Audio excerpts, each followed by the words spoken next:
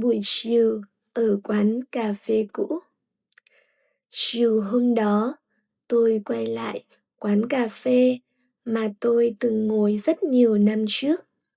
Quán không thay đổi nhiều, vẫn là những chiếc bàn gỗ cũ, vẫn là ánh đèn vàng dịu và vẫn là mùi cà phê rang thoang thoảng trong không khí.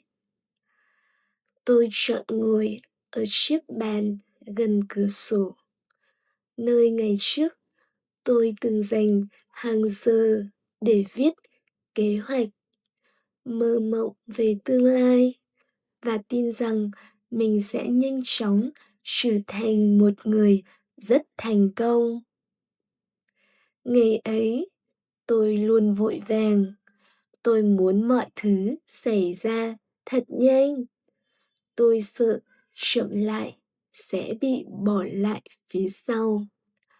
Tôi so sánh mình với bạn bè, với đồng nghiệp, với những người tôi chỉ biết qua mạng xã hội. Lúc nào tôi cũng cảm thấy mình chưa đủ. Bây giờ ngồi lại ở đây, tôi không còn cảm giác đó nữa.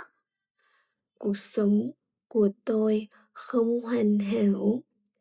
Tôi vẫn có những ngày mệt mỏi, những kế hoạch chưa hoàn thành, những mục tiêu còn dang dở. Nhưng tôi không còn chạy đua với ai. Tôi bắt đầu hiểu rằng mỗi người có một nhịp đi riêng. Ta không phải con đường nào cũng cần phải giống nhau. Tôi nhìn ra ngoài cửa sổ, người ta đi ngang qua, mỗi người bận rộn với câu chuyện riêng của họ.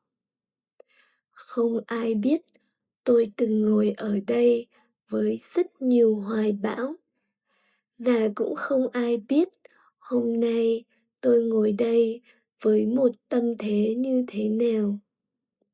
Bình tĩnh hơn và cũng nhẹ nhàng hơn.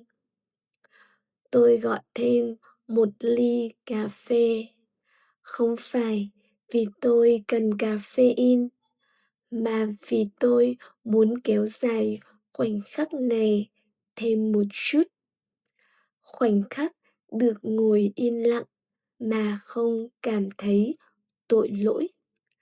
Khoảnh khắc được chấp nhận rằng mình chưa hoàn hảo và có lẽ sẽ chẳng bao giờ hoàn hảo.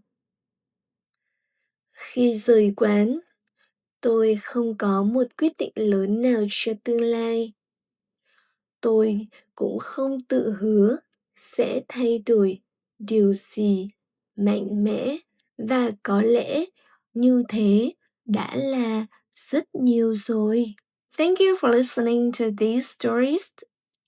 To have access to more interesting slow Vietnamese stories and also to improve your listening and your pronunciations, please download the app for Speak.